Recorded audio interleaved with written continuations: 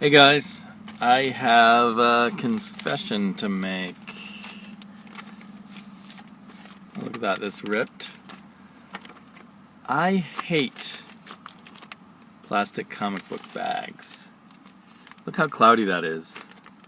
I don't know, there's just something ugly and unpleasant about them, and my most local, closest by comic book shop has everything in bags. All the new comics, the old comics, of course the old comics. They don't bag and board very much. But for a long time, well, I've always hated bags, I guess. I hate them less now than I used to. What I do like is boards. I like keeping the comic books unbent with the boards. I don't really trust the bags. I don't really believe that they are the best way to store comics. I don't really know. I just have a gut sort of reaction against them sometimes. And one thing is, there are comic books now, granted, these are mostly ones I bought in stores that were in the bags. I take them out of the bag and they smell really bad. Not a nice old comic book smell, but a kind of bad one. And I wonder if the bag serves as kind of a petri dish or whatever that actually makes the comic books rot more. Of all my Commandy comics, there's some that I bought in recent years at comic book stores. There's some I bought a long time ago and just sort of kept in a drawer somewhere, not in bags. And those ones in the drawer smell the best. They're in fine shape. So maybe the best way to keep comics is not wrapped in bags, but just in some cool shaded place where they'll never get ruffled and stuff. Of course, when I didn't use comic bags, I didn't take that good care of the comics. I would pile them in boxes and stuff. What I do like, I love Mylar. I love the Mylar bags. Then your comics look really nice. I kind of, since they're archival, used by the Library of Congress, I assume my comic books will never smell bad. There's a nice backing board. But I think I'd be pretty happy just keeping all my comics in bags and boards in Mylar. But even then, there's a little split feeling there because you stick them in bags and then you stick them in boxes and they're not accessible. So there's a part of me, a bad collector part, that wants to just have a room filled with piles of comic books everywhere that are kind of open and I can just flip through the stacks real easily. And I don't mean this negatively, the whole anal thing that has developed up as a culture around comics with the bagging and the boarding and the boxing, I don't think that existed when I first went to comic book stores. So it's something that grew up around me as I was interested in comic books. And I, particularly since I had some experiences fairly early on where I discovered comic books that I thought were going to be really valuable, were in 25-cent bins a few years later. I just felt bitter about all the plastic bags, especially on the new comic books and everything. It was a kind of a symbol to me of how comic book stores were selling this fake idea of the collectability of comics.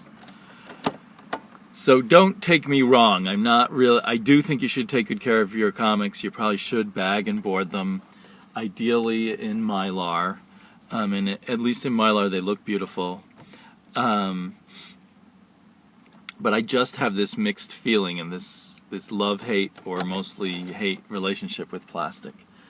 For a long time when I thought of myself as only a reader and not a collector, at my local comic book store, I would go in, I would buy the comics, and then I would take them out of the bags and give the bags back to the comic book store.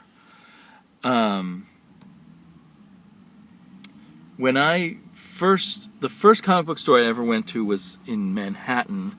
I think I went there, want to guess and say 75. I don't know. I think it was called Super Snipe. It was on the Upper West Side, I believe, and it was a tiny little square room of a store. There might have been a back area that I wasn't aware of. I mean, I was just a kid. I mean, I walked in there and I was utterly shocked. I was visiting New York, visiting my grandmother in New York, and I was utterly shocked to have a room full of comics because I was only used to the spinner racks and all kinds of, treasures to me, which were probably just recent comics that you couldn't normally get, or magazines like the Comic Book Reader or something like that, and other fanzines and stuff. I don't remember plastic bags at that store. And at the second comic book store that I remember going to a lot, which was when I was in college, which was in upstate New York, and there was a little comic book store kind of in an upstairs room above other stores. And I don't remember all the back issues being in plastic bags yet. So I don't know when but plastic bags existed at that point because I know that I put a bunch of comic books I thought at the time were going to be valuable, X-Men and Daredevil and the New Teen Titans. I wrapped them up in bags, often like 3 or 4 to a bag, and sometimes in these large bags. So I must have got bags at my store. I was mostly buying new comics then, so maybe I wasn't paying a lot of attention to the old comics. But I seem to remember for a long time comic books not coming in bags. So I don't know when the proliferation of bags came in, or maybe serious collectors were using bags for a long time and I was just not aware of it because I was a kid. But because I didn't grow up with it, I sort of resent the bags. They feel like they take away some of the fun of comics, even though, especially for holding them together with a board, they're very important. You can't just tape your comic book onto a board. And tape is my huge enemy. I have hurt several comic books that I did not want, that I would be very sad about hurting. I hurt several comic books with tape, so I just don't use tape. I tuck them in. And so yeah, I wonder if I'm the only one who feels like that. Most of you guys are natural collectors, or people who just started buying comics when that was a given part of it. But a friend of mine, who is the son of a very good friend of mine, who's 10 years old, the son is, I gave him 6 Marvel Tales, having the first 6 Steve Ditko Spider-Mans in it. And it came in these ratty, kind of older, just scuffed-looking bags. So I put them in new bags, and I put them with boards, and I gave them to this 10-year-old. And then he took the Spider-Mans all off to the park while we were going with a bunch of kids to play at the park, and he sat around reading them. But he was trying to carry these comics, and they were all slipping out from each other, and I felt kind of... I had put them in the bags and the boards because I wanted him to feel they were special, and I was hoping he would take better care of them. But I felt guilty at the same time. I'd introduced to him this feeling about his comic books that maybe was the wrong feeling. I don't know. With him trying to carry them in the park and they were sliding around, and maybe now he'll feel guilty if something bad does happen to them. And of course, these Marvel Tales reprints aren't of much value. Although, hopefully of a lot of value to him, because he wanted to start reading Spider-Man from the very, very beginning. And he's just starting to become a decent reader, so these are like the first things he's reading, amongst the first things he's reading to himself. And this kid is actually, this is totally not to do with bags, but his big adventures in reading to himself, finally, because he was struggling as a reader, dyslexia, as many boys have, has been with comic books. First a graphic novel of the Secret Wars, and now these Spider-Mans. So it's very exciting to see comic books really do their stuff. So anyway, I wonder if anyone out there has some deeper knowledge about the best care of comics.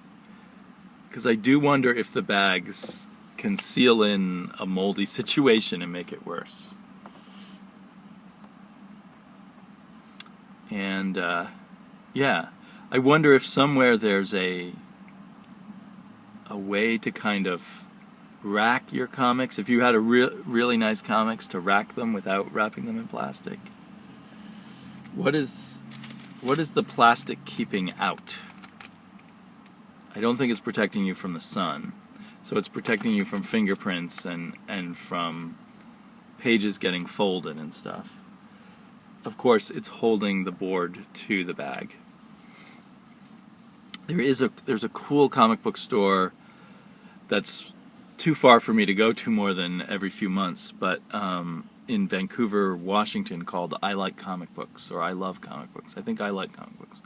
They have all of their back issues are bagged and boarded, and all of their new issues are bagged and boarded.